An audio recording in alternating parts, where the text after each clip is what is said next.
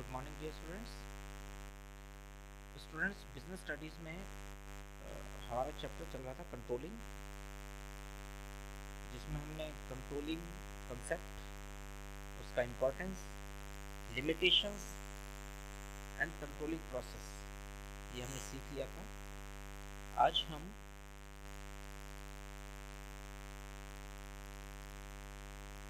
Techniques of management control, यानी वो कौन कौन सी टेक्निक्स हैं जो मैनेजमेंट में यूज़ की जाती हैं कंट्रोलिंग सिस्टम को स्ट्रॉन्ग बनाने के लिए, आज हम उन पर डिस्कशन करेंगे। स्टूडेंट्स, हमारे पास में दो तरह की टेक्निक्स हैं। नंबर वन, ट्रेडिशनल टेक्निक्स, यानी वो टेक्निक्स जो काफ़ी पहले से जो यूज़ होती चली आ रही हैं, और उसके बाद है मॉडर्न टेक्निक्स जो स्टैटिस्टिकल बेस होती हैं। ठीक है, तो पहले हम ट्रेडिशनल टेक्निक्स पर डिस्कशन करते हैं। ट्रेडिशनल टेक्निक्स में personal observation, statistical report, break even analysis, budgetary control, ये 4 मेथड्स को यूज़ किया जाता है जो पहले से यूज़ होती चली आ रही हैं। ठीक है, और मॉडर्न टेक्निक्स में return on investment, ratio analysis, responsibility accounting, management audit, PERT यानी program evaluation review technique, and CPM critical path method, management information system MIS, इन टेक्निक्स को यूज किया जाता है। ठीक है, तो स्टूडेंट्स आइए पहले पर्सनल ऑब्जर्वेशन पर डिस्कशन करते हैं।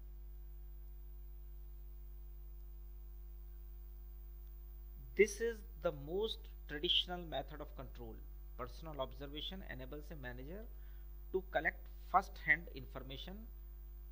It is also creates a psychological pressure on the employees to perform well, as they are aware that they are being observed personally in their job. However, it is a very time-consuming exercise and cannot effectively be used in all kinds of jobs. Students, observation का मतलब है किसी को observe करना, means उस पर निगरानी रखना। ठीक है, तो ये सबसे पुरानी और ट्रेडिशनल टेक्निक है, मेथड है, जिसमें किसी भी वर्कर को ऑब्जर्व किया जाता है, उस पर नज़र रखी जाती है। तो उससे क्या होता है कि हालांकि ये टेक्निक बहुत ज़्यादा यूज़ होती है, बट लेकिन इसके रिजल्ट्स बहुत अच्छे नहीं हैं। रीज़न क्या है कि इस पर इससे ना एक साइकोलॉजिकल प्रेशर एम्प्लॉय के ऊपर आ जाता है और वो उस प्रेशर में काम करता है। और हम जानते हैं मैनेजमेंट में हमने सीखा है कि जब भी कोई एम्प्लॉय किसी प्रेशर में काम करता है तो वो अच्छे रिजल्ट्स नहीं दे पाता, हमेशा डरा हुआ होगा, उसे लगेगा कि मुझे कोई ना कोई देख रहा है, तो काम करने से वो बचेगा या इनोवेटिव तरीके से काम करने से वो बचने की कोशिश करेगा। इनोवेशंस नहीं होंगी ऐसी सिचुएशन में।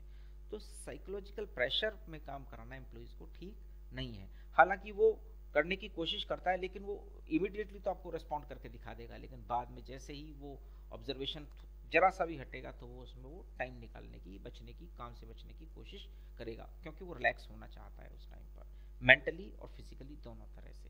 तो पर्सनल ऑब्जर्वेशन टेक्निक को बहुत पुराने टाइम से यूज किया जा रहा है। नेक्स्ट है स्टैटिस्टिकल रिपोर्ट।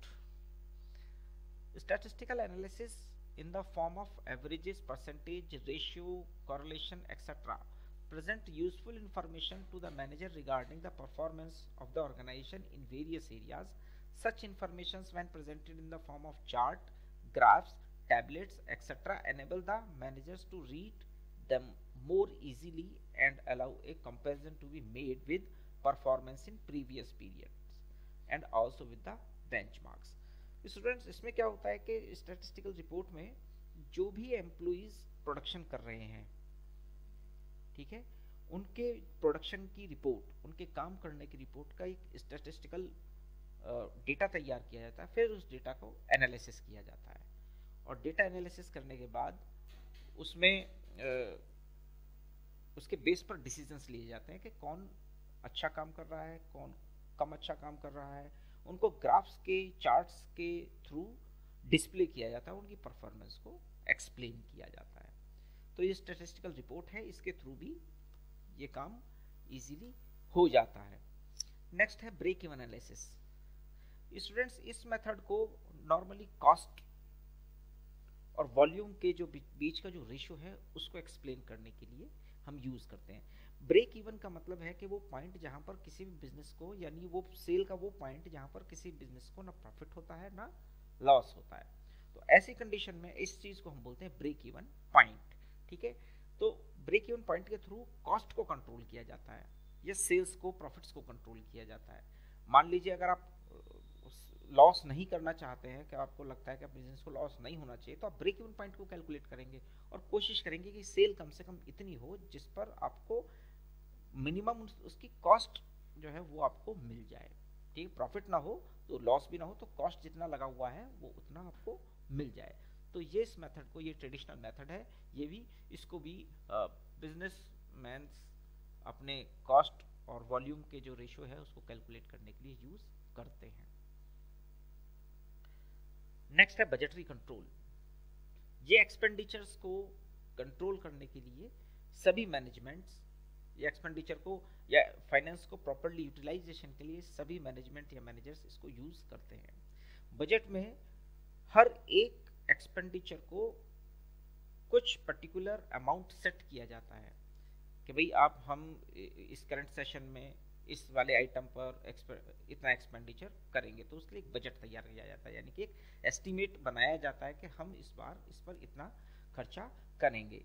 तो ये कॉस्ट को एडजस्ट करने के लिए, एक्सपेंडिचर्स को सेट करने के लिए, एक्सपेंडिचर्स को मिनिमाइज करने के लिए या उन पर कंट्रोल करने के लिए हम बजटरी कंट्रोल को यूज करते हैं। बजटरी कंट्रोल एक फ्यूचर में फ्यूचर के लिए बनाया जाता है, जिससे कि मतलब एक फ्यूचरिस्टिक होता है। ठीक है, जो नेक्स्ट फ्यूचर टाइम पीरियड के लिए हम इसको यूज करते हैं। A budgetary control is a technique of managerial control in which all operations are planned in advance in the form of budget and actual results are compared with budgetary standards. इसमें भी क्या होता है कि budget बनाने के बाद फिर एक्चुअल जो एक्सपेंडिचर्स होते हैं उसको बजट के हिसाब से कंपेयर करते हैं और देखते हैं कि क्या हमने बजट के अंदर इस बार एक्सपेंडिचर किया या बजट से ज़्यादा तो नहीं हो गए हैं।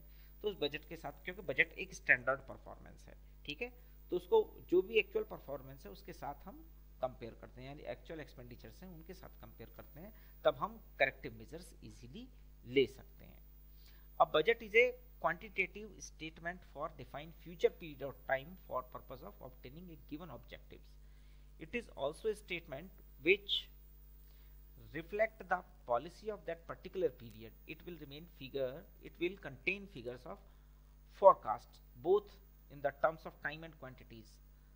ठीक है, तो इसमें भी क्या करते हैं कि ये एक फ्यूचरिस्टिक ये एक प्रोग्राम होता है, यानी सभी पॉलिसीज को जो है वो बजट के थ्रू इम्प्लीमेंट किया जाता है और फिर उसमें बजट से और एक्चुअल परफॉर्मेंस को कंपेयर करके करेक्टिव मेजर्स लिए जाते हैं। ठीक है स्टूडेंट्स, तो ये थे हमारे 4 ट्रेडिशनल टेक्निक्स जो हमने अभी आज सीखी हैं। कौन कौन सी हैं? Number 1 observation, number 2 statistical report, number 3 break even analysis, number 4 budgetary control. तो ये आज हमने ट्रेडिशनल टेक्निक्स को सीखा। अपनी नेक्स्ट वीडियो में हम मॉडर्न टेक्निक्स के बारे में डिस्कशन करेंगे। ओके, तब तक के लिए थैंक यू।